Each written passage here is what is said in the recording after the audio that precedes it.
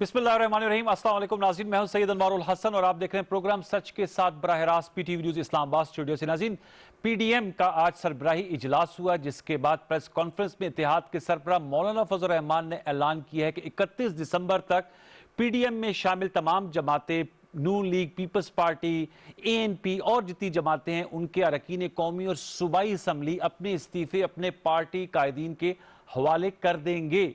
और यह कि 13 दिसंबर को लाहौर में जलसा होगा और मीनार पाकिस्तान में होगा। साथ में उनका यह भी कहना था कि कल पीडीएम की स्टीयरिंग कमेटी का इजलास होगा, जिसमें इस्लामाबाद की जानिब लॉन्ग मार्च से मुतल्लिक फैसला किया जाएगा टाइमिंग्स के हवाले से।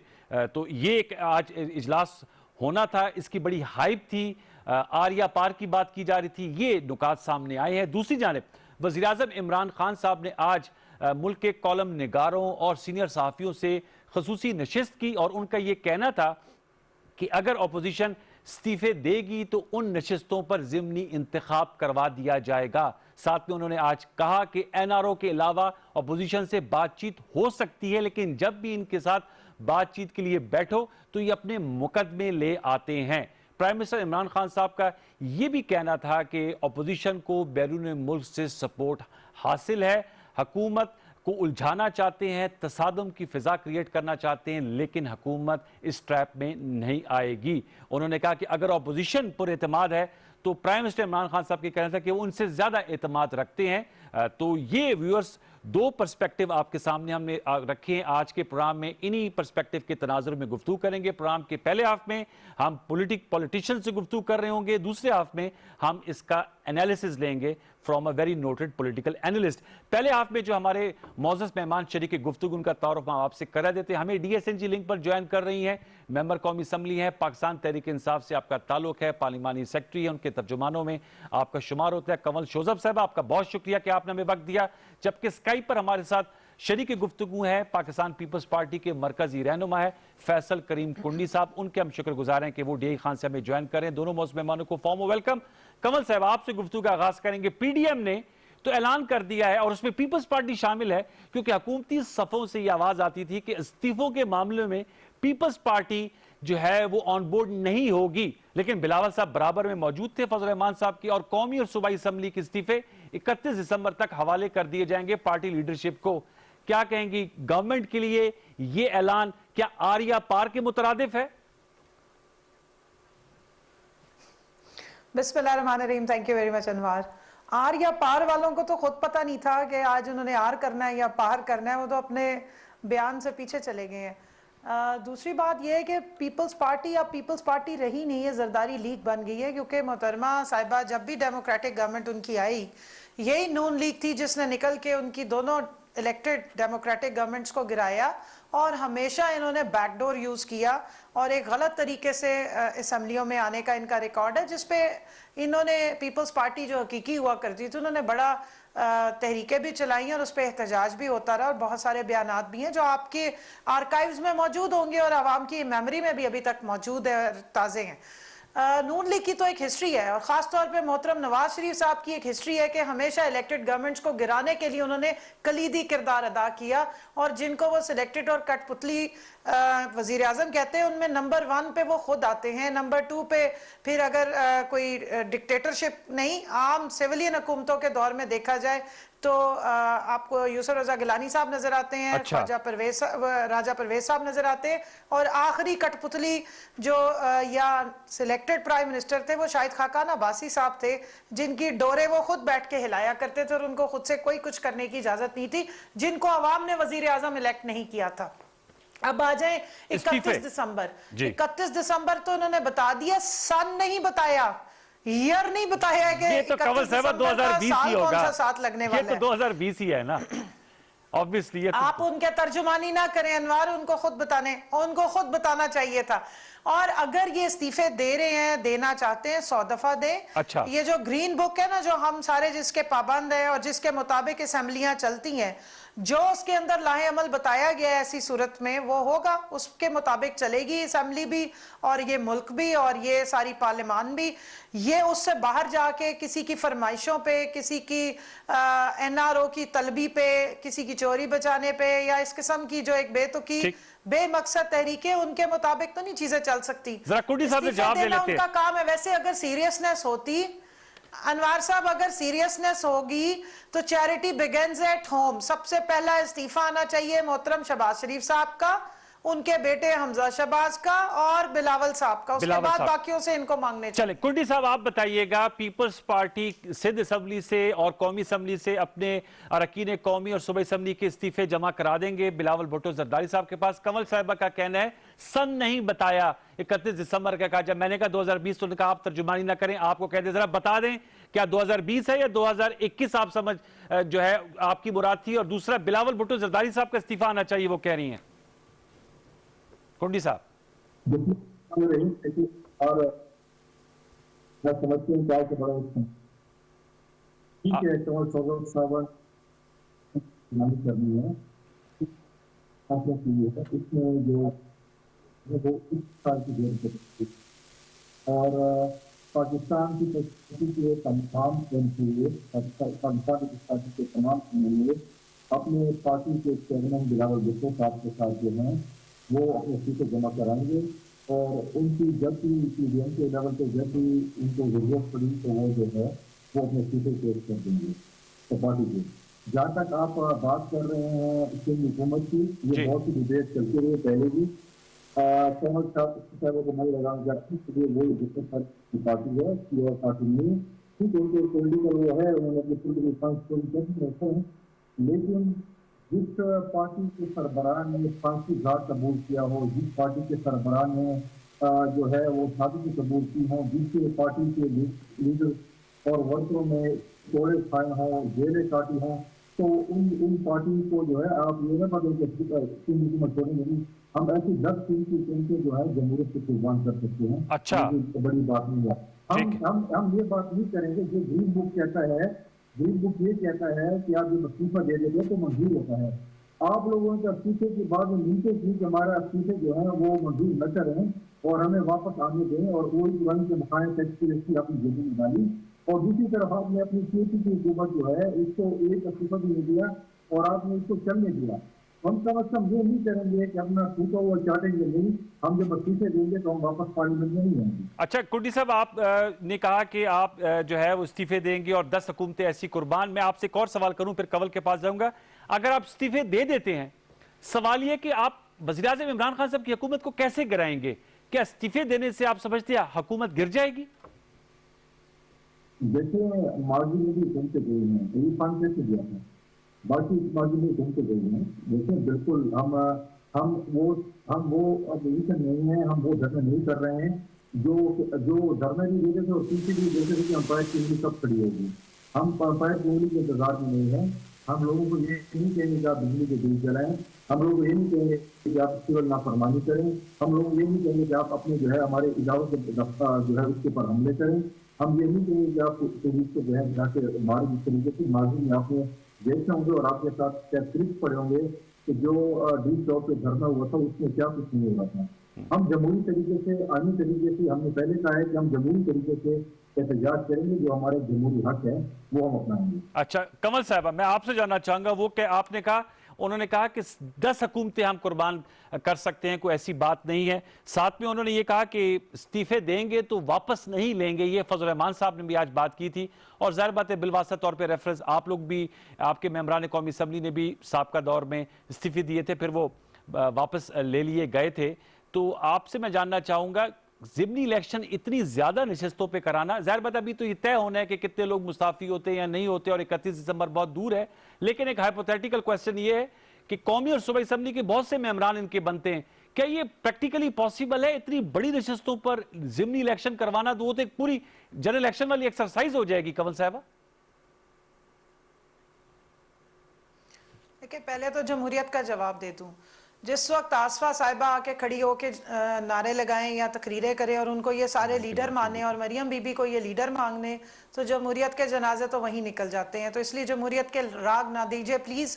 पूरी दुनिया को, पूरे पाकिस्तान को पता है आपके जमहूरियत के क्या मायने होते हैं।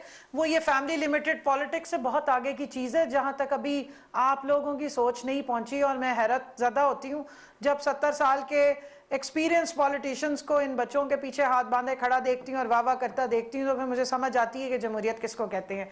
नंबर 2, इन्होंने कहा जी हम इस्तीफे देंगे तो वापस नहीं लेंगे। बिस्मिल्लाह करिएगा जी, जरूर दीजिए, अच्छी बात है, दें। हम तो इंतजार कर रहे हैं कि आप जिस दिन देंगे वो हम भी दिन देखेंगे। और जो भी उस वक्त के मामलात आपने कहा, देखिए जो ये ग्रीन बुक बनी हुई है जिसका ये क्रेडिट भी लेते हैं कि जी आइन बना हुआ है, तो जाहिर है वो सोच समझ के देखभाल के ही बनाई गई है। बेशक जितनी बड़ी भी एक्सरसाइज हो, अगर 49% निकल के असेंबली से अगर इस्तीफे दे भी देते हैं, असेंबली डिसॉल्व नहीं होती, और बिल फर्ज अगर हो भी जाती है तो हमें तो कोई परवाह नहीं है। हमारे सिलेक्टर अवाम है, हमने उनके पास वापस जाना और इंशाल्लाह इससे ज्यादा बेहतर आएंगे। और इस दफा आरटीएस भी नहीं बंद होगा, जिसके बाद 3 दफा काउंटिंग, और ख्वाजा आसिफ साहब 1500 की लीड से निकल आए, राना सनाउल्लाह 2000 की लीड से बाहर आ जाएं, इनके और जो गुजरात के और दूसरे मेंबरान हैं नून लीग वाले, वो फिर उस वक्त जो है वो 1200, वो तो आप पे इल्जाम धरते हैं कि आरटीएस के बंद होने के बेनिफिशियरी तो आप लोग हैं। वो तो आप पर ये इल्जाम धरते हैं कि आरटीएस के बंद होने के बेनिफिशियरी आप है कंवल साहिबा। आरटीएस के अगर बेनिफिशियरी हम होते ना तो इस वक्त हमारी एब्सोल्यूट मेजॉरिटी होती। हम 15 से 20 नशिस्तें जो जीत रहे थे वो हम हारते ना, और ये जो अपनी हारी हुई नशिस्तें तीसरे दिन जाके तीसरी काउंटिंग में जीते, ये कभी होना नहीं था, क्योंकि इलेक्शन कमीशन को इन्होंने अपने साथ में लाया हुआ था। और अब इलेक्शन कमीशन की जो इंडिपेंडेंट लोगों को बहाल किया गया या उधर अपॉइंटमेंट्स हुई हैं, अब जब हम इन्हें बुलाते हैं कि आइए रिफॉर्म्स करें इलेक्टोरल, क्यों नहीं आते हैं? अगर इतना शौकीनी है और इतना मसला है इनको कि जी रिगिंग हुई थी या धांधली हुई थी, जो ये प्रूव नहीं कर सकते, जो ईयू की रिपोर्ट ने बता दिया, फैफिन की रिपोर्ट ने, और इसहाक डार साहब को फॉरेन मीडिया ने बैठा के एम्बैरस किया कि आप क्या बातें कर रही हैं। जब इन्हें बुलाते हैं कि आए इलेक्टोरल रिफॉर्म्स करें, तब तो कोई जवाब नहीं आता, उस पर कोई सीरियसनेस नहीं होती। ये कुर्डी साहब से पूछते, क्योंकि जिन नशिस्तों से, एक मिनट ठहरिएगा, जिन नशिस्तों से ये जीत जाते हैं वो तो ये कहते हैं बिल्कुल ठीक है, दूसरियों पे धांधली। मैं मिसाल दे देती हूँ, मौलाना फजलुर रहमान अगर हार जाते हैं तो धांधली होती है, उनका बेटा जीत के असेंबली में आके बैठता है तो वो नशिस्त जो है वो पाक साफ है, वहां पे फरिश्तों ने बैठ के जो है वो इलेक्शन कंडक्ट कराए थे। ये डबल स्टैंडर्ड्स और मुनाफकत सिर्फ इनके यहाँ चलती है। बात सिर्फ ये है जो इन्होंने धरने का जिक्र किया, मैं इतना बता दूं, उस वक्त ये मिलकर जमहूरियत बचा रहे थे असेंबलियों के अंदर। 7 दिन इन्होंने बड़ा इजलास बुला लिया, ज्वाइंट सेशन बुला लिया। प्रॉब्लम क्या थी कि सिर्फ इमरान खान की पार्टी के खिलाफ थे। आज इमरान खान की पार्टी अंदर है तो ये बाहर खड़े होकर सारे और असेंबली तोड़ के जो है वो जमहूरियत बचाने की कोशिश कर रहे हैं। पॉइंट और एजेंडा सिर्फ एक है, चोरों को एनआरओ दो जो के नहीं मिलेगा। 34 अमेंडमेंट्स आपने लाके दे दी प्रपोजल के तौर पे नैब की, वो नहीं मानी जानी है। आपने असेंबली तोड़नी है, तोड़ दें, कोई मसला नहीं, हम दोबारा जाएंगे अवाम के पास और जाके उनसे वोट लेंगे। लेकिन इतना इनके अंदर ना दम है ना तप्पड़ है, ये मैं अभी आपके ऑन रिकॉर्ड कह रही हूँ। वो तो कह रही है फैसल साहब, ना आप में इतना दम है ना तप्पड़ है, कंवल शोजत साहबा कह रही हैं, और अगर असेंबली जाती भी है तो दोबारा आ जाएंगे। आरटीएस सिस्टम के नुकसान जो है वो पीटीआई को हुआ। और आपसे मैं जानना चाहूंगा, आज प्राइम मिनिस्टर साहब ने भी कहा कि बातचीत के लिए तैयार हैं, इलेक्टोरल रिफॉर्म से बातचीत कर ले, लेकिन एनआरओ पे बात नहीं होगी, और जब बात के लिए हम बैठते हैं तो अपने मुकदमे सामने ले आते हैं। कुर्डी साहब, देखिए अनवार, मैं ये एक और सवाल दोबारा रखता हूँ। आपके प्रोग्राम में मैंने पिछली दफा अंजलि के सामने रखा था जी, ये बहुत बड़ी एनआरओ की बात करते हैं। आज ये सवाल बताए कि आपके जो वजीर थे इंफॉर्मेशन के, बंगश साहब, केपीके के आपकी इंफॉर्मेशन के एडवाइजर हैं कामरान बंगश साहब, वो सुप्रीम कोर्ट के जज के पास गए थे एनआरओ मांगने के लिए। उनको सुप्रीम कोर्ट के जज ने 1 लाख रुपए जुर्माना था। जुर्माना करना मतलब है कि आप कन्विक्ट हो गए। कन्विक्ट का मतलब है कि आप ओहदे से बरदरार हो गए। क्या पीटीआई की हुकूमत ने उनको निकाला? आज भी वो बैठे हैं बड़ी डटाई के साथ, उन काफिलों को बचा रहे हैं जिन्होंने खैबर टीचिंग अस्पताल में लोगों की जानें ली।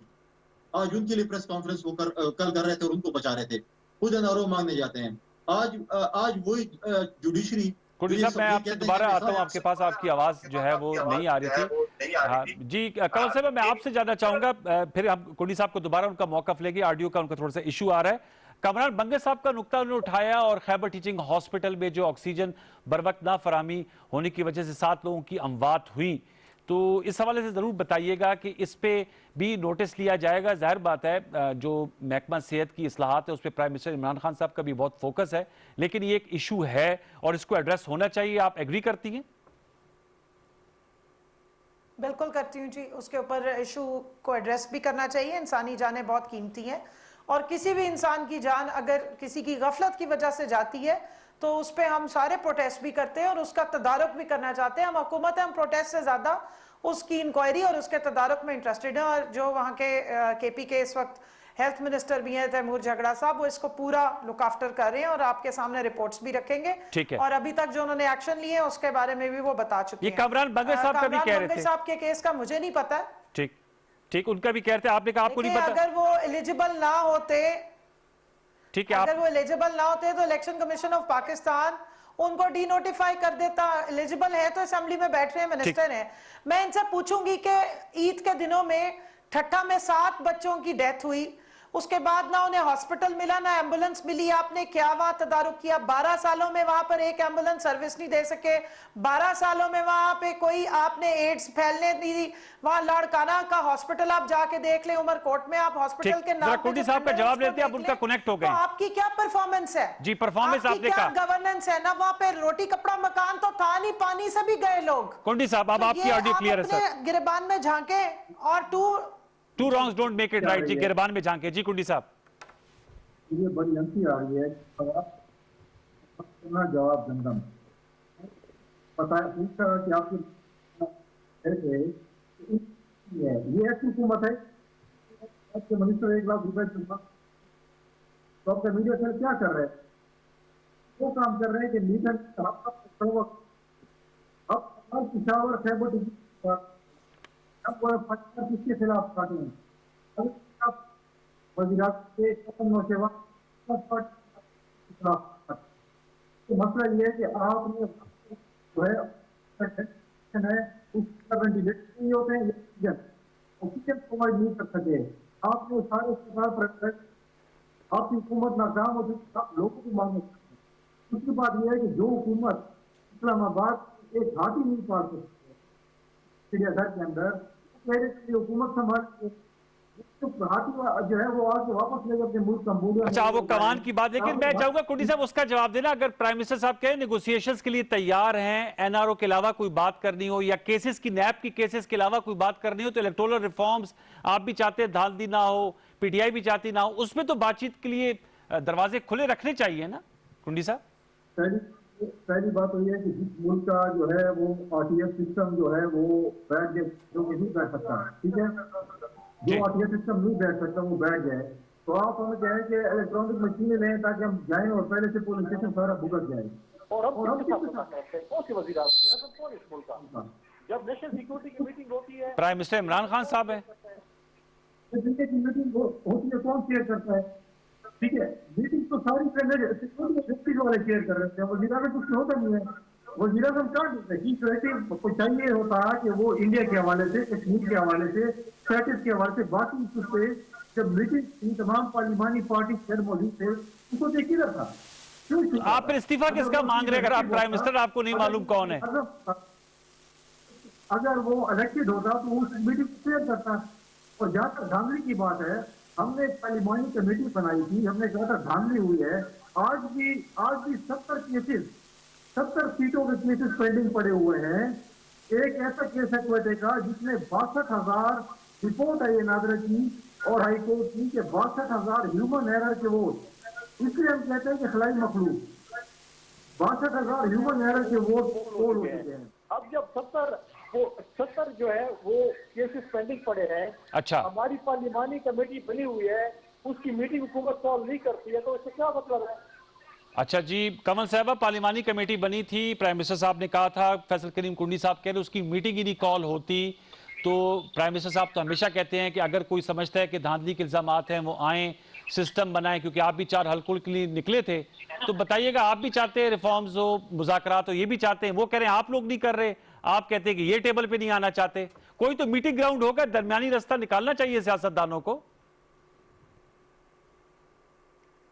देखिए जी, जहाँ तक ये पार्लिमानी मीटिंग जो कमेटी की बात कर रहे हैं, जो इलेक्शन कमीशन से रिलेटेड प्रोबिंग थी, उसमें तो ये लोग खुद नहीं आए, दौड़ गए। आजम सवाती साहब की आप बात सुन लें, चले वहां नहीं गए तो इलेक्शन ट्रिब्यूनल्स में गए, उसके बाद दूसरे कॉम्पिटेंट फोरम्स पे गए, कोई धांधली के सबूत दिए, कोई व्हाइट पेपर निकाला, कोई बताया कि क्या इरेगुलरिटीज थी, या उसके ऊपर आके फिर किसी रिफॉर्म्स पे बात की? ये तो डे वन से वजीर आजम को तकरीर तक नहीं करने दी, उसके बाद से कह रहे जी हुकूमत जो है वो नाकाम होगी। इनकी 12 साल की नालायक नाअहल हुकूमत तो कामयाब है, जहां आवाम रोज मरती है 40%, जहां गुर्बत ज्यादा बढ़ गई है, 40% एहसास का कैश ट्रांसफर सीधा सिंध में गया क्योंकि लोग भूख से मर रहे थे वहां पे। वहां पर तो इनके बड़े कमालात हैं, जहां एक ये मंसूबा नहीं चला सके, लेकिन बाकी जिसने अभी हुकूमत स्टार्ट नहीं की वो पहले ही नाकाम हो गई थी। दूसरी बात ये कि ये सिलेक्टेड के नारे ना लगाए, हमें पता है कि इनके चेयरमैन किस तरह आए हैं, कौन से प्रोसेस से गुजर के आए। एक पर्ची पे आपने चेयरमैन सिलेक्ट कर लिया, दूसरी बच्ची को लॉन्च कर रहे हैं और हमें आप सिलेक्टेड के ताने मारते हैं। आपको जमहूरियत के मीनिंग भी पता है कि एक एक्सपीरियंस आपके जो पॉलिटिशियन है वो हाथ बांध के पीछे खड़े हो जाते हैं। इन अगर कठपुतली वजीर आजम का इनसे ताना सुनना हो ना, तो प्रॉब्लम यह कि इनके सॉफ्टवेयर में वो चीजें डली हुई हैं। इनको लगता है कि यूसुफ रजा गिलानी और जिस तरह वो इनके राजा साहब परवेज अशरफ साहब को एक ऑर्डर के जरिए वजीर आजम बनवाया गया था, शायद इसी तरह सारे पाकिस्तान में लोग वजीर आजम बनते हैं। ऐसा नहीं है। यहाँ पे लोगों ने वोट निकल के दिया ही इमरान खान को, उन्होंने खंबे को भी खड़ा किया था तो वोट उसको पड़ा था। और भुट्टो साहब के बाद पहली दफा कोई शख्स आया जिसको 5 हल्कों से मेजोरिटी वोट पड़ा है, और वो लोग आके उनके बारे में बातें करें, कमर जमान कायरा टाइप के, जो अपने हल्कों में चौथे 5वें नंबर पे भी बेचारे नहीं आए, जिनकी जमानतें जब्त हुई, वो खड़े होके कह रहे हैं हमने इस्तीफा लेना है। इस्तीफा अच्छा चले, आपने लेना है, लेने की आपकी वजह क्या है? किससे आप निगोशिएशन? हम तो जी इसको वजीर आजम नहीं मानते, तो फिर आपने किसके जाके निगोशिएशन करनी? एस्टैब्लिशमेंट से। और वोट को जो इज्जत दिलाने चाह रहे हैं वो क्या मांग रहे हैं कि चोरों को एनआरओ दो। आप कहते हैं जी इदारे जो है वो एस्टैब्लिशमेंट से आजाद कराने, लेकिन निगोशिएशन भी एस्टैब्लिशमेंट से ये तजाद है। ये कुर्डी साहब से पूछते हैं। अभी जुमा 4 दिन हुआ सियासतदान बनी, 1 मिनट, जो बीबी 4 दिन पहले सियासतदान बनी है क्योंकि वो एक साबिक भगोड़े वजीर आजम की बेटी है, वो कहती है जी एस्टैब्लिशमेंट से बात हो सकती है, पहले इस इलेक्टेड हुकूमत को घर भेजो, मुझे सामने ले आओ, उसके बाद बात हो जाएगी। जब तक ये 2018 31 मई 2018 तक इनकी पीडीएम की जो लीडिंग जमात है पीएमएल-एन, वो जब तक हुकूमत कर रही थी इस मुल्क में दूध शहद की नहरें बह रही थी, सारे इदारे काम कर रहे थे, नैब भी ठीक थी, अदालतें भी ठीक थी, एस्टैब्लिशमेंट भी बहुत अच्छी थी।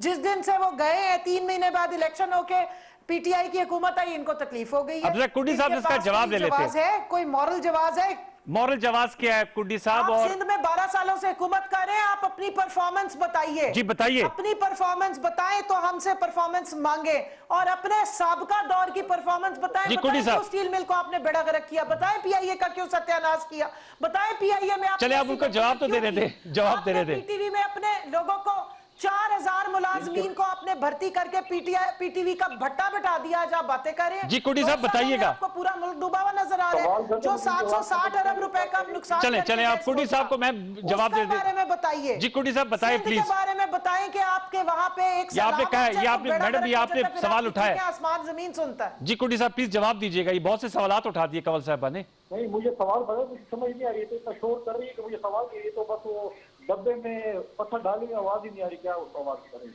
वो कह रही है सिंध हुकूमत की परफॉर्मेंस बताएं 12 साल की, इदार स्टील मिल की बताएं, आपके दौर में स्टील मिल बंद हो गई, इसके अलावा पीआईए की बात कर रही हैं, जो सियासी भर्ती है उनकी बात कर रही हैं, आप इस हवाले से बताइए। और विरासती सियासत है, लोगों की रोजगार की बात है, पाकिस्तान की 6 बड़ी एंटिटीज को 750 अरब रुपए। जी कुर्डी साहब, जी मैडम, जी कुर्डी साहब, प्रोग्राम करना है फिर दूसरों को प्रोग्राम, अब बस भी करें, जवाब भी सुन लेना। जी जी जी देखें कंवल साहबा, आप चाहे पूरी पीपल्स पार्टी को जेल में डालें, आप डालें, हमने अगर पिछले दौर में 1 लाख नौकरी दी थी, अगले दौर में हम 10 लाख नौकरी देंगे। अच्छा, लोगों की नौकरियों के लिए हमें जेल जाना पड़ा, हम जाएंगे।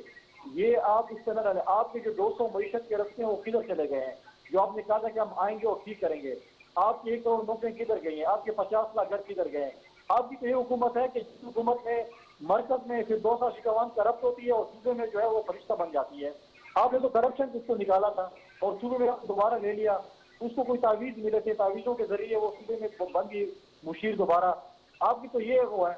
आपने बताया कि आपने जो बाकी मुशीर निकाले थे, आपने जो एनआरओ दिए, आपने अलीमा बाजी को एनआरओ दिया, आपने बीआरटी को एनआरओ दिया, आपने आटे वाले को एनआरओ दिया, आपने चीनी वाले को एनआरओ दिया, आपने बालम जबे को एनआरओ दिया, आपने किस किस चीज को एनआरओ नहीं दिया, और आप कह रहे हैं एनआरओ नहीं दिया। आज आपका बेचारा वापस आके एफआईआर भुगत रहा है। आपका जो है हिसाब ब्यूरो आप ओमनी ग्रुप वालों को पूछे कि उन्होंने किस-किस को यहाँ पे चूना लगाया है। गबन हुई है। ऑडिट रिपोर्ट में ये आया हुआ है कि बीआरटी ने गबन हुई है, बिलियन ट्रीज में गबन हुई है। आप लोगों के साथ दाएं बाएं सारे चोर डकैत बैठे हुए हैं। अच्छा। वो नजर नहीं आते। हम कहते हैं अक्रॉस दी बोर्ड इंसाफ करें, पॉलिटिकल विक्टिमाइजेशन न करें। हम लोग हैं तो हमें फांसी देते हैं, लेकिन आपके साथ जो ATM मशीनें हैं, आपके साथ जो चोर और डाकू बैठे हैं, आपके साथ जो सिलाई मशीनों पे करोड़ों अरबों रुपए कमा रहे हैं, उनका तो साफ करवा देना। चले अभी अब मेरे ख्याल में वी हैव टू करना wind up this segment on happy note के आपके आपस में तो- इख्तलाफ राय पाए जाते हैं और मेरे ख्याल में व्यूअर्स अब बात आगे बढ़नी चाहिए। एक दूसरे पर इल्जाम तराशी दुश्मन तराजी से मेरे ख्याल में हासिल कुछ नहीं होगा। बेहतर यह है कि अगर पॉलिटिशियंस मिलकर कोई रास्ता निकालने और तसादम से बचें। एक छोटा सा वक्फा लेंगे, वक्फे के बाद आएंगे तो यही सवालात हम जो है एक पॉलिटिकल एनालिस्ट के साथ रख रहे होंगे, हारून रशीद साहब के सामने, और उनसे जवाब लेंगे कि वो इस हवाले से क्या गैर सियासी अंदाज में या पार्टी पोजीशन से हट के क्या तजिया करते हैं। जरूर सुनिएगा, देखिएगा। एक छोटा सा वक्फा ले लीजिए।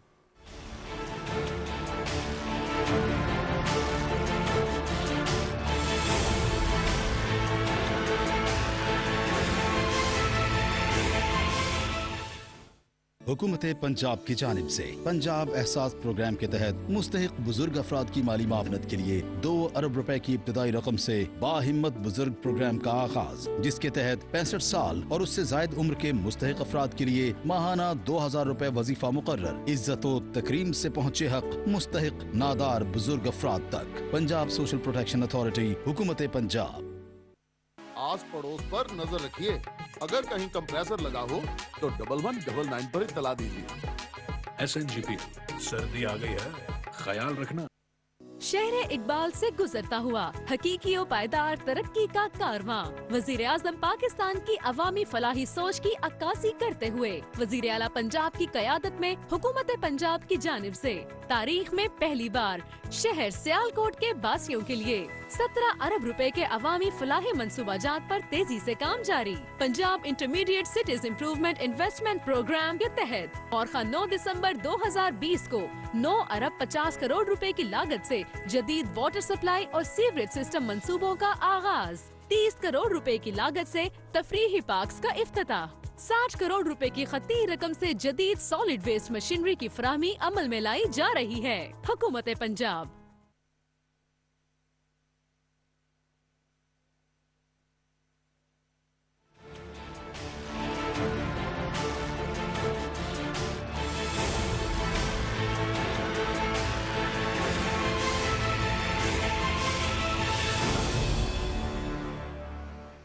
Welcome back viewers. हमारे साथ मौजूद हैं मारूफ कालम निगार, तजिया निगार हारून रशीद साहब, जिनसे हम आज की डेवलपमेंट्स और जो 2 बयानिए हमारे सामने आ रहे हैं, हुकूमत और अपोजिशन, जो एक मुल्क की सियासत में इर्ताश पाया जाता है, इस हवाले से तजिया लेंगे। बहुत शुक्रिया हारून रशीद साहब कि आपने प्रोग्राम सच के साथ के लिए वक्त निकाला। सबसे पहले तो मैं आपसे जानना चाहूँगा कि PDM ने आज उनका एक अहम इजलास था और उस इजलास के बाद प्रेस कॉन्फ्रेंस करते हुए मौलाना फजल रहमान साहब ने ऐलान किया है कि 31 दिसंबर तक तमाम जो PDM में शामिल जमातें हैं, नून लीग, पीपल्स पार्टी और दीगर जो और जमातें हैं, उनके अरकान कौमी और सूबाई असम्बली अपने इस्तीफे अपनी पार्टी लीडरशिप के पास जमा करा देंगे। आपसे मैं जानना चाहूंगा, ये पीपल्स पार्टी की भी इस हवाले से आमादगी, क्योंकि बहुत से तजिया निगारों का ये कहना था कि पीपल्स पार्टी सिंध असम्बली से मुस्ताफी होने के लिए तैयार नहीं होगी, लेकिन बिलावल भुट्टो जरदारी साहब भी उनके हमरा मौजूद थे। कैसे देखते हैं इस डेवलपमेंट को कि तमाम जमातें अब तैयार हो गई हैं इस्तीफों के लिए और 31 दिसंबर की एक डेडलाइन दे दी गई है? हारून रशीद साहब।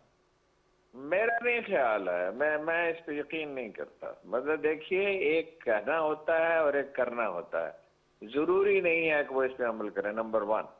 नंबर 2, कुछ लोग इस्तीफे देंगे, कुछ नहीं देंगे, तय्युन नहीं किया जा सकता। गर्द बहुत उड़ रही है, यानी मीडिया की हालत भी इस वक्त, मेन स्ट्रीम मीडिया की हालत भी इस वक्त सोशल मीडिया वाली हो गई है। लोग फ्रीक बन जाते हैं जब हिजान पैदा होता है ना, तो सच्चाई मालूम करना मुश्किल हो जाता है। मतलब मैं ये मान ही नहीं सकता कि शहबाज शरीफ इसके साथ देंगे या हमजा साथ देंगे। इसी तरह एतजाज हसन नहीं बिल्कुल क्लियर है, इसमें जाहिर है वो कुछ लोगों को असरअंदाज हो गए, खुद तो वो मेंबर नहीं है असेंबली के। तो ये सिचुएशन क्लियर होगी। एक तो इससे जलसे से, जलसे पे बहुत बेपनाह पैसा खर्च किया जा रहा है। मेरा ख्याल है कि ये पाकिस्तान की तारीख का सबसे महंगा जलसा होगा। इसके लिए वो जाती तौर पे कोशिश भी कर रही हैं और लगता है कि कोई कानून का खजाना हाथ लग गया है, जिस तरह पैसे खर्च किए जा रहे हैं, और सिर्फ सेंट्रल पंजाब से लोग नहीं आएंगे जैसे कि लोग अंदाजा कर रहे थे। अब ये नजर आ रहा है कि बहुत दूर दूर से लोगों को लाया जाएगा, लेकिन जाहिर है इंतजामिया भी कोई ना कोई रुकावटें तो डालने की कोशिश करेगी। मैं कह नहीं सकता कि क्या होगा। ये नए CCPO का भी इम्तहान है, वो बड़े बड़े दावे करके आए हैं और जाहिर है कुछ करने की कोशिश करेंगे। फिर सवाल है लॉन्ग मार्च का। अब देखिए, दो फैक्टर्स हैं जो उनके खिलाफ जाते हैं जी। कुछ चीजें उनके हक में भी जा रही हैं, मोबिलाइजेशन उन्होंने कर लिया है, पैसे उनके पास मौजूद हैं, वर्कर्स को मुतहर्रिक कर लिया काफी जितना कर सकते थे, लेकिन कोरोना है और मौसम बहुत खराब है। अगर अगस्त के महीने में इमरान खान नहीं कर सके थे, और ये कोई ऐसी चीज नहीं थी जो उन्हें बता ना दी गई हो, 2 हफ्ते पहले मैंने उनसे कहा था नहीं कर सकेंगे आप, सवाल ही पैदा नहीं होता। लोग नहीं, और तारुल कादरी भी थे जिनके लोग बहुत कमिटेड थे जी। तो लॉन्ग मार्च कैसा होता है, कितने लोग इस्तीफा देते हैं, इस पे मुनहसर है। और लॉन्ग मार्च करके धरना नहीं दिया जा सकता इस्लामाबाद में इस मौसम में। वो अगस्त में नहीं दिया जा सका तो इस मौसम में कैसे दिया जा सकता है? हारून साहब ये भी जरूर बताइएगा। आपने कहा कि ये हो सकता है उनकी स्ट्रेटेजी हो, एक पोजीशन ऑफ स्ट्रेंथ से बात करना चाह रहे हो। प्राइम मिनिस्टर इमरान खान साहब ने भी आज गुफ्तगू की कॉलम निगारों से, सीनियर जर्नलिस्ट से, उनका ही कहना था कि अपोजिशन इस्तीफा दे दे, हम उस पर ज़िमनी इंतखाबात करवा देंगे। आप समझते हैं जितने भी लोग मुस्ताफी होते हैं, हाइपोथेटिकल क्वेश्चन है, क्या हुकूमत या इलेक्शन कमीशन उस पोजीशन में होता है कि उन तमाम नशस्तों पर ज़िमनी इलेक्शन करा दिए जाएं? क्योंकि अददी अक्सरियत कागज पे देखा जाए तो ये तो इस्तीफे को 300 350 बनते कौमी और सूबाई असम्बली को मिला के अपोजिशन की नशस्तों पर, ये डुएबल होगा ज़िमनी इलेक्शन? नहीं, 300-350 इस्तीफे तो होंगे ही नहीं ना। अच्छा, इस्तीफे कम होंगे। अब सवाल ये है कि अवाम में कितनी बेचैनी पैदा वो कर सकते हैं। अब तक की सूरत हाल ये है कि कोरोना की वजह से और ना तजुर्बाकारी की वजह से, जिसका आज इमरान खान ने इतराफ भी किया, मईशत जो है वो बहुत खराब हुई। कोरोना से तो इतनी नहीं हुई जितनी दूसरे मुल्कों में, ब्राजील में, भारत में, इंडिया में, उसमें अमेरिका में, यूरोप में, लेकिन ये ना तजुर्बाकारी की वजह से भी हुई, उसकी वजह से भी हुई। तो अब खुदा करके कुछ सिचुएशन बेहतर हो रही है, टेक्सटाइल में हो रही है, इसमें हो रही है, अपना कंस्ट्रक्शन में, इंडस्ट्री कंस्ट्रक्शन में काफी इम्प्रूवमेंट है। मतलब नई सीमेंट फैक्ट्रियां लगाने का आज ऐलान किया है। देखिए, ये है एक हिसाबी जंग, और इसमें बहुत कुछ इन्हिसार इस बात पर है कि एस्टेब्लिशमेंट किस तरह सोचती है। मई के आखिर तक, 1977 मई के आखिर तक, अफसोस की तारीख को बहुत मस्त किया जाता है, ज़िया-उल हक भुट्टो को बचाने की कोशिश कर रहे थे। अच्छा। और बहुत बुरी राय देते थे अपने घर में। देखिए, घर की खातीन से और मुलाजमत से नहीं अपने जज्बात छुपाता बाज़ अक्सर औकात। तो ये एस्टेब्लिशमेंट में भी है, और एस्टेब्लिशमेंट का मसला आप समझ लें वो क्या है, वो बहुत ज्यादा बेचैनी बर्दाश्त नहीं कर सकती। अगर बहुत बेचैनी सस्टेन्ड एफर्ट हो, जैसे 77 में थी, उसमें तो वैसे 329 आदमी मर गए थे और 50,000 आदमी जेलों में थे। क्या ये कर सकते हैं?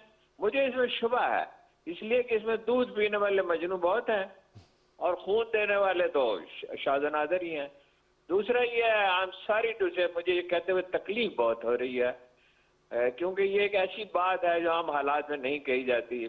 Maryam Nawaz is a compulsive liar, झूठ बहुत बोलती हैं और अदाकारी करती हैं, और उधर उनके वालिद ग्रामी जो हैं वो तुले हुए हैं, वो बहुत डेस्परेट हैं, ये भी डेस्परेट हैं, हालांकि घर में भी इत्तफाक राय नहीं है। उधर इमरान खान साहब का मसला यह कि नहायत बेलचक आदमी है, यानी आज खुद माना कि 6 महीने जाया कर दिए। भाई लोगों की बात सुनते, मुशीर बहुत मतलब नाकस है, अभी असेंबली कह भी दिया अदालत में। तो ये दो ऐसे फरीकों के दरमियान मसला है कि जिनकी फर्स्ट प्रायोरिटी एक की इक़्तिदार बचाना है, एक की इक़्तिदार कराना है, और भूल चुके हैं बिल्कुल कि कश्मीर में क्या हो रहा है, इंडिया में क्या हो रहा है। इसराइल को तस्लीम करने के लिए दबाव है, मौसम इस दफा बहुत खौफनाक होगा, ओवरऑल ये दुनिया के लिए चैलेंज बहुत बढ़ रहे हैं। तो मुझे तो ये सारी लीडरशिप की तारीख के डस्टबिन में जाती हुई नजर आती है। फौरी नहीं, जरूरी नहीं है, ये 2-3 महीने में अच्छा फैसला कौन है, इससे ट्रेंड वाजे हो जाएगा। अगले 2-4 साल में मुझे तो इस महीने से कोई बचता नजर ही नहीं आता। पाकिस्तान को नया सोशल कॉन्ट्रैक्ट दरकार है, न ये पुलिस चल सकती है, न ये अदलिया चल सकती है, और ये FBI तो सिरे से ही नहीं चल सकता। अच्छा, ये बहुत सारी कोशिश के बाद 9% पे पहुंचा टैक्स कलेक्शन में। इंडिया जैसे मुल्क में जहाँ इतनी गुंडागर्दी होती है और इतनी चोरी और ठगी होती है, वहां भी 16%। ये बताएगा हारून साहब के प्राइम मिनिस्टर साहब कहते हैं एनआरओ के अलावा हर चीज पर बातचीत के लिए तैयार हैं ऑपोजिशन से। मौलाना फजल रहमान साहब कह रहे थे, जाहिर सी बात है वो प्रेस टॉक कर रहे थे, उन्होंने कहा अब हम तैयार नहीं हुकूमत के साथ, वो हमसे एनआरओ मांग रहे हैं। ये मुल्क की सियासत में एनआरओ की बाजकश बहुत सुनी जा रही है। मैं आपसे जानना चाहूंगा, क्या प्राइम मिनिस्टर या सिविलियन गवर्नमेंट एनआरओ दे सकती है? और ऑपोजिशन का ये एतमाद कहां से डिराइव कर रहे हैं मौलाना फजल रहमान साहब? वो कह रहे थे कि 13 दिसंबर को मीनार पाकिस्तान पे जलसा होकर रहेगा और अगर मुल्तान वाली सिचुएशन क्रिएट की तो उससे ज्यादा रद्द अमल आएगा। नहीं, वो तो देखिए चूंकि जानते हैं ना, कोई चीज पोशीदा तो नहीं है। हमने तो मुल्तान का भी कहा था कि जलसा होगा, लाजमन होगा। अब भी ये लाहौर का जलसा भी होगा, इसमें कोई शुबा ही नहीं। हुकूमत अपनी रिट कायम ही नहीं कर सकती, इस हुकूमत की बात नहीं है। पिछली हुकूमत रोक सकती थी कोई जलसा, उससे पिछली हुकूमत रोक सकती थी। तो हुकूमतों की रिट बहुत कमजोर हो गई है और इसीलिए मैं ये कहता हूँ कि ये सिस्टम तो चल सकता ही नहीं है। अब ये तो अनसीन फैक्टर्स आ जाते हैं पॉलिटिक्स में। 2 महीने चलता है, 4 महीने या 3 साल या 4 साल भी चल जाए, तो ये फाइनली खेल सियासतदानों के हाथ से निकल कर फौज के हाथ में जा रहा है, कोई चाहे या न चाहे। मैं ये नहीं कहता कि फौज चाहेगी कि ऐसा जरूर हो। जिस फौजी लीडरशिप को मैं जानता हूँ, मैं काफी लोगों को जानता हूँ, इसलिए कि मैं बहुत अच्छे से इसको कवर कर रहा हूँ। इनमें से बेशतर लोग चाहेंगे कि ना इन्वॉल्व हो, लेकिन जिस तरफ सिचुएशन को धकेला जा रहा है, मतलब मरियम ने आज जो तकरीरें की हैं वो एक सियासतदान की तकरीरें नहीं है। और वजीर आजम साहब जो हैं वो कहते तो हैं मैं मुज़ाकरात करना चाहता हूँ, वो नहीं करना चाहते। मैं उन्हें 25 साल से जानता हूँ, बहुत करीब से मैंने उन्हें देखा है, उनके साथ सफर किए, लंबे लंबे सफर किए, उनके साथ बेशुमार शामें गुजारी हैं। वो बिल्कुल नहीं मुज़ाकरात करना चाहते, वो उनका मिजाज ही नहीं है, उसमें लचक ही नहीं है। और ये अपोजिशन इसलिए कहती है इमरान खान से मुज़ाकरात नहीं करेंगे क्योंकि इमरान खान करना नहीं चाहते। लेकिन ऐसा इकबाल साहब ने जब जाती दुश्मनी हो जाती है ना, जी मौलाना फजल रहमान जो है वो इंतकाम की आग में चल रहे हैं। मैं हमेशा खान साहब से कहता रहा कि देखिए वो बेशक आप पर जितने मर्जी इल्जाम लगाए, मतलब वो कहता था कि यहूदियों का एजेंट है और यह जो बहुत बुरी बात है, एक आलम दीन के लिए और भी बदतर बात है ये। तो आपको ये जुबान नहीं इस्तेमाल करनी चाहिए, मौलवी डीजल वगैरह ये नहीं कहना चाहिए। लेकिन वो भी आपको पता उनका मिजाज भी यही है। ये कुछ बेलचक लोग हैं। इक्तदार की जंग है नंबर 1, नंबर 2 हिजान का शिकार है। जब एक तो इक्तदार की जो जंग होती है, गलबे की जिबिल्लत बहुत ताकतवर जिबिल्लत है। फिर जब लोग हिजान में हो तो विजडम का रास्ता तर्क कर देते हैं, उस वक्त अक्ल का चिराग बुझ जाता है प्रैक्टिकली। ये मैं शायरी नहीं कर रहा हूँ, ये माहिरीन नफ्सियात कहते हैं। उस वक्त जब हिजान इतना हो जाए कि कोई आदमी इत्तेदाल की राह अख्तियार ना करे और अगर कोई करना चाहे तो उसमें कोई सुने नहीं, तो उस वक्त एक बड़ी तारीखी तब्दीली की बुनियाद रख दी जाती है। ये मुल्क इस तरह नहीं चलेगा। अब कोई तब्दीली आएगी, मैं कह नहीं सकता कितना है। लेकिन हारून साहब मैं आपसे भी जानना चाहूंगा कि जाहिर बात है हैजानी कैफियत तो है, आप ठीक कह रहे हैं, और लचक का मुजाहरा होना चाहिए जो कि सगर नजर नहीं आ रहा। लेकिन हुकूमत का ये भी एक चैलेंज है कि किस तरह कंसीड भी ना करें, अपने बेसिक प्रिंसिपल्स पे कॉम्प्रोमाइज भी ना करें, लेकिन अपोजिशन को इंगेज करें। अभी आज एक प्रोग्राम में एहसन इकबाल साहब ने दावा किया है कि उन PMLN से हुकूमती वज़रा ने राब्ता किया है, लेकिन जवाब यह है कि जी अब हम आपसे बातचीत नहीं करेंगे। हुकूमत के लिए कितना बड़ा चैलेंज है प्राइम मिनिस्टर इमरान खान साहब के लिए कि जो उन्होंने देखे ना एहसन इकबाल, चैलेंज तो काफी है। देखिए वो इमरान खान में और सियासत को नहीं समझते इमरान खान साहब, ना पॉलिटिक्स के मैकेनिक्स को समझते हैं, ना इकोनॉमी के मैकेनिक्स को समझते हैं, ना मर्दम शनास है, ना मामला फहम है। लेकिन खूबी उसमें क्या है कि वो बहुत डट के खड़ा रहने वाला आदमी है। ये उसे दबा नहीं सकते। ये जितने बहादुर हैं हम देख ही चुके हैं ना, 6-6 महीने के लिए खामोश हो जाते हैं और मुआहदे करके मुल्क से बाहर भाग जाते हैं, और जेल में हो तो यादाश्त खराब हो जाती है, रोना शुरू कर देते हैं, चिटें देख के तो गुफ्तगू करते हैं। कोई ये सोच सकते हैं आप, ये मैं अपने छोटे बेटे को अगर भेज दूं ओबामा से बात करने के लिए अमेरिकी प्रेसिडेंट से, तो इसको भी जरूरत नहीं होगी चिट्ठों से पढ़ने की। शॉर्ट टर्म मेमोरी भी उनकी खराब हो चुकी है, स्ट्रेस में है। अगर तो ये खड़े रहे और ठीक लोगों से मशवरा किया, ये खान साहब का ये बड़ा मसला है कि ये मशवरा जो है ना बाज़ औक़ात ऐसे लोगों से करते हैं जो आज खुद भी उन्होंने कहा 6 महीने जाया कर दिए। एक क्राइसिस में मुल्क हो, एक आदमी बीमार हो और 6 महीने इलाज में ताखीर कर दे, तो ये प्रॉब्लम है। लेकिन ये कोई ऐसी चीज नहीं है जिसे निपटा ना जा सका हो। स्ट्रेटेजी भी बनाई जा सकती है, मुज़ाकरात भी किए जा सकते हैं, रास्ता भी निकाला जा सकता है, इसलिए कि मुल्क के मफाद में है। और मेरा ख्याल है कि फाइनली इसमें वही लोग अहम तरीन किरदार अदा करेंगे जो ऐसे में किया करते हैं। अच्छा, हारून साहब ये बताइएगा, आपने अपने एक प्रोग्राम में भी कहा और आज प्राइम मिनिस्टर साहब भी कहते हैं कि अपोजिशन को बैरून मुल्क से सपोर्ट हासिल है। इसके आपने भी ये बात की थी, तो जाहिर बात है आपका मुशाहिदा है, तज्जिया है, खबर है कि बैरून मुल्क से सपोर्ट हासिल है। जब पीटीआई भी, या कल हमने भी सवाल रखा था, तो उनका जब पीटीआई ने भी धरना दिया था, 126 दिन का लॉन्ग मार्च किया था, क्या उनको भी सपोर्ट हासिल थी जो हम पर ये इल्जाम लगाया जा रहा है? नहीं, मेरा ख्याल है पीटीआई में धरना देने की तो गलती की, तारीख साज गलती की, लेकिन उन्हें बैरूनी इमदाद हासिल नहीं थी। उसके कोई रत्ती बराबर, इतना अरसा गुजर के कोई शवाहिद होते। इनके मामले में इसकी पॉसिबिलिटी बहुत स्ट्रांग है, इसलिए कि इंडिया बेचैनी चाहता है, इजराइल बेचैनी चाहता है, अमेरिका ब्लैकमेल करना चाहता है, बरतानिया ब्लैकमेल करना चाहता है। बरतानिया का जिक्र हम बहुत कम करते हैं। सबसे ज्यादा मुतहर्रिक जो इंटेलिजेंस एजेंसी है पाकिस्तान में वो MI6 है, और वो ये बेनजीर के बेचारी बेगुनाह जब कत्ल हुई तो आग पीपल्स पार्टी के कारकुनों ने नहीं लगाई थी, सिंधी इंतहा पसंदों ने लगाई थी, जो बहुत थोड़े हैं, लेकिन MI6 के उनका उनसे रब्ता है। आसिफ जरदारी साहब, मैं आपसे जानना चाहूंगा, पीपल्स पार्टी, उनकी क्या इस वक्त आपको पॉलिसी नजर आ रही है? कहा जा रहा है नवाज शरीफ साहब से बहुत से राब्ते हैं, क्या सिंध असेंबली कुर्बान करने के लिए पीपल्स पार्टी मेंटली तैयार हो चुकी है? देखिए, मेरे पास मालूमात नहीं है, लेकिन मैं जरदारी का चेहरा देखता हूं तो मुझे उस पर लिखा हुआ नजर आता है कि खुदा के लिए मुझे कोई राय दे दो तो मैं इसमें शरीक ना हूं। अच्छा, तो लेकिन रियायत तो उनको नहीं दी जाएगी, प्राइम मिनिस्टर साहब कह चुके हैं। नहीं, रियायत कुछ ना कुछ मिल सकती है, ये नामुमकिन नहीं है। ये जंग का ये तरीका नहीं होता कि बहुत सारे महाज खोले जाएं। अगर कोई महाज, मेरे दोस्त, बहुत मोहतरम दोस्त हुकूमत यार जो हैं, उनकी जिंदगी की नाकामी की वजह ये है, वो ही वॉज मोस्ट पॉपुलर, वो सबसे ज्यादा ब्रिलियंट था, सबसे ज्यादा बाखबर था, सबसे ज्यादा मुतहर्रिक था, कि वो बहुत से महाज खोल लेता था। जो तारीख में कामयाब सियासतदान हैं और फातहीन हैं, उनको उसूल ये होता है कि बहुत से महाज न खोले जाएं, जो महाज बंद किए जा सकते हैं वो बंद किए जा सकते हैं। मुझे मालूम है, एक जमाने में तो मैं राब्ते में रहता था, मैं जरा घर से कम निकलता हूँ, कि कुछ लोग ये सोचते रहे और उन्होंने इस पर काम भी किया था एक जमाने में, उसके शवाहिद भी मौजूद हैं पिछले 2-3 साल में, कि कुछ महाज बंद कर दिए जाते हैं। जी, चौधरी शुजात साहब से भी प्राइम मिनिस्टर इमरान खान साहब की मुलाकात हुई थी, वो भी पॉलिटिकल एक्यूमेन बहुत रखते हैं चौधरी शुजात साहब, तो आप समझते हैं उनके कोलिशन पार्टनर भी हैं। जाहिर बात है इस वक्त प्राइम मिनिस्टर इमरान खान साहब को, आपने कहा, अच्छे सियासी मशवरों की जरूरत है। क्या मशवरा दिया होगा और प्राइम मिनिस्टर कितना उनके गुड ऑफिस यूज कर सकते हैं, बिलखसूस चौधरी परवेज इलाही साहब के? गुड ऑफिस तो क्या इस्तेमाल करेंगे? देखिए, वो खानदान यकजा होकर फैसला करता है। इमरान खान साहब ने बहुत देर कर दी चौधरी शुजात के पास जाने में। इससे पहले भी वो शदीद बीमारी का शिकार हुए थे और कई हफ्ते वो मुल्क से बाहर बेहोश रहे थे, उस वक्त नहीं गए। ये उनके मिजाज का मसला है।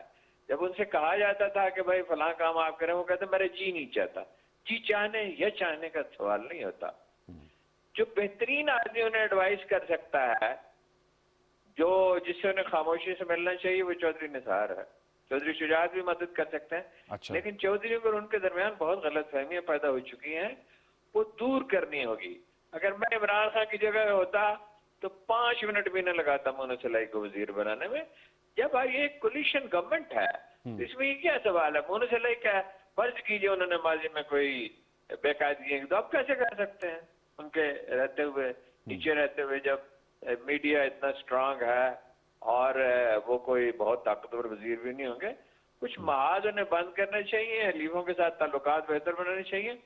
और एक बहुत बड़ी गलती है जिसको बहुत कम डिबेट किया जाता है, वो है मीडिया के साथ उनका परास्पर। वो मीडिया के बारे में उनकी राय ये है, ये उनके ज़हन में डाल दिया गया है कि भाई इसको दबा के रखना चाहिए। नहीं, मीडिया के साथ वर्किंग रिलेशनशिप होनी चाहिए। मीडिया में हर तरह के लोग हैं, अच्छे लोग हैं, बुरे लोग हैं, कमजोर लोग हैं, वो लोग हैं जो आजादाना राय दे सकते हैं, दाना और फहीम लोग भी हैं। मैं अपनी बात नहीं कर रहा, ऐसे लोग भी हैं जो आपको बहुत अच्छे मशवरे दे सकते हैं और हेल्प कर सकते हैं। मीडिया के बारे में अफसोस उन्हें कोई शख्स कभी नहीं मिला जो उनके चाहिए। फिरदौस हाजी खान ने थोड़ी सी कोशिश की थी, अच्छा, लेकिन वह उनकी लिमिटेशंस हैं। वो कोई बहुत प्रेजेंटेबल शख्सियत नहीं उनकी, मगर उनकी अप्रोच ठीक थी। फवाद साहब ने बहुत मामला खराब किया कि भाई देखिए ना 50 अरब रुपए आपके जा रहे हैं पीआईए पे। अब बेहतरीन मैनेजमेंट है पीआईए की जो बेहतरीन अवेलेबल हो सकती है, और रेल पे कितने जा रहे हैं और स्टील मिल पे कितने अब तक जाते रहे, और इंटरप्राइज में, सरकारी इंटरप्राइज में कोई 1000 अरब रुपए से 1000 अरब रुपए से भी बहुत ज्यादा जा रहा है। ठीक है ना। सब मीडिया के इश्तहारात बतदरीज कम करने चाहिए थे, कम करने चाहिए थे, क्योंकि ये उसूल की बात है। कौमी खजाना इसलिए नहीं होता कि वो उससे लोगों को फायदा पहुंचे, प्राइवेट सेक्टर को फायदा पहुंचाया जाए, लेकिन मीडिया के मामले में उन्हें अपनी पॉलिसी दुरुस्त करनी चाहिए। नंबर 2, उन्हें हलीफों के साथ अपने ताल्लुकात बेहतर बनाने चाहिए हुदूद के अंदर रहते हुए। जाहिर है कि बहुत फायदे पहुंचाना, जाती फायदे पहुंचाना, ये कोई तजवीज नहीं करेगा। इन लॉन्ग टर्म इसके बहुत नुकसान होते हैं।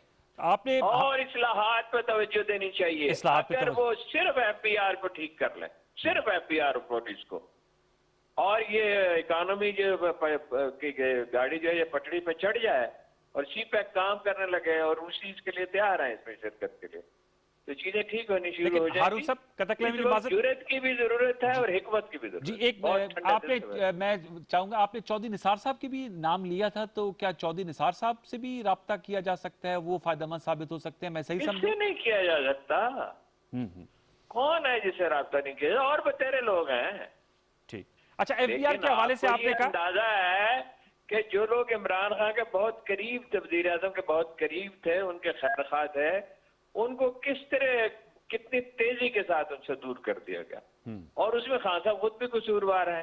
मैं एक आध आदमी की बात नहीं कर रहा हूँ, किसी खास शख्स की बात नहीं कर रहा हूँ। ठीक। तो वो ऐसे बहुत लोग हैं जो सियासत को समझते हैं। पाकिस्तानी को गैर ज़हीन कौम तो नहीं है। इसी मुल्क के लोगों ने एटम बम बनाया है सारी दुनिया के प्रेशर के बावजूद, साइंसदानों की बेहतरीन टीम प्रोड्यूस की है। इसी मुल्क में दुनिया के बेहतरीन पायलट हैं। इसी मुल्क ने टैंक बनाया है जो इंडिया वगैरह से बहुत अच्छा है। इसी ने फाइटर तैयारे बनाए हैं जो कोशिश की जाए तो दुनिया के बेहतरीन तैयारे बन सकते हैं। लोग मौजूद हैं, वो उनसे पॉलिटिकल विल है। हारून साहब, लास्ट वर्ड ये, क्या सियासी अज़म है? आपने कहा एफबीआर को ठीक करना चाहिए, चीजें बेहतर कर, क्या वो सियासी अज़म आपको दिखाई देता है? लोग तो मौजूद है, पॉलिटिकल विल है? पॉलिटिकल कंफ्यूज है।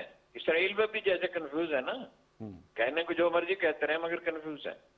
अच्छा, इंडिया के मामले में भी कोई थोड़ा सा कंफ्यूजन पाया जाता है। ये अभी हुकूमत में आने के बाद क्लियर होने शुरू हुए। इमरान खान साहब ताजा वाकयात जो हुए पिछले 1.5-2 साल में, उससे ज्यादा क्लियर हुए और हम बड़े खुशफहम थे। चलिए, बहुत तो वो मर्दम शनासी नहीं है, मामला फहमी नहीं है। आदमी मौजूद है, आदमी मौजूद है, लोग हैं, लोग हैं। वो इस तरह के लोग मुलाजमतों की दरखास्तें लेके नहीं फिरा करते हैं। ठीक है, वो कोशिश किया करते हैं कि कोई उन्हें उनसे राब्ता करे। वो लोग ढूंढे जा सकते हैं और ठंडे दिल से मशवरा करें। ऐसे मौके पर देखिए 9 साल मामून रशीद की हुकूमत जो है वो खराबी की तरफ जाती रही। इमाम रजा तशरीफ ले गए तो उन्होंने उसे रास्ता दिखाया। तारीख में ऐसी बेशुमार मिसालें हैं, हुक्मरान गलतियां करते हैं लेकिन चीजों को संभाल लिया जाता है। पॉलिटिकल विल का मसला नहीं है, या एफबीआर को समझते ही नहीं है एफबीआर है क्या चीज। इसमें वो देखिए, वो माफी चाहे तो बात लंबी होगी। शब्बर जैदी साहब का बयान आया सामने, आप सही कह रहे हैं कि खुद कहता है कि 2000 आदमी काम के 20,000 नालायक हैं जो रुकावटें डालते हैं। तो फौज कैसे लड़ेगी जिसमें 2000 आदमी लायल हो और 20,000 डिस्ट्रायल हो या करप्ट हो? ठीक कह रहे हैं। सराजुद्दौला की फौज इसी तरह हारी थी ना, 90,000 फौज थी, 3,000 से हार गई थी। कैसे हारी थी? वो भाई इस एफबीआर की तश्कीलें न करें, पुलिस की करें, अदलिया को बेहतर बनाए। एक दिन में नहीं होगा, लेकिन ये डिटर्मिनेशन होनी चाहिए। प्रायोरिटीज नहीं फिक्स कर सकते, क्लैरिटी और डिटर्मिनेशन चाहिए। हमारे मोहतरम है मगर उन्होंने कह दिया IMF से पैसे नहीं लेने, पीआई को प्राइवेटाइज नहीं करना। भाई ऐसे तो साहब अच्छे आदमी है, उनकी जरूरी है हर चीज पे एक्सपर्टीज भी हो। ठीक, बहुत बहुत शुक्रिया हारून रशीद साहब, thank you so very much कि आपने अपना तजिया हमारे साथ शेयर किया। आपका बहुत शुक्रिया। व्यूअर्स, हमने आपको आज जो प्रोग्राम उसके दो सेगमेंट्स थे, एक हमने पॉलिटिकल पार्टीज के नुमाइंदगान के साथ किया और एक हमने पॉलिटिकल एनालिस्ट के साथ आपको जो मुल्क की मजमूई सियासी सूरत हाल है और जो दो बयानी इस वक्त चल रहे हैं इसके पर्सपेक्टिव में एक तस्वीर आपके सामने रखी। इसका फीडबैक जरूर दीजिएगा कि आपको जो गुफ्तगू हुई वो कैसे लगी। फेसबुक और ट्विटर पे कल रात 10:05 तक के लिए मुझे सैयद अनवारुल हसन और सच के साथ की पूरी प्रोडक्शन टीम को इजाजत दीजिए। अपना बहुत सा ख्याल रखिए। अल्लाह ने के बाद।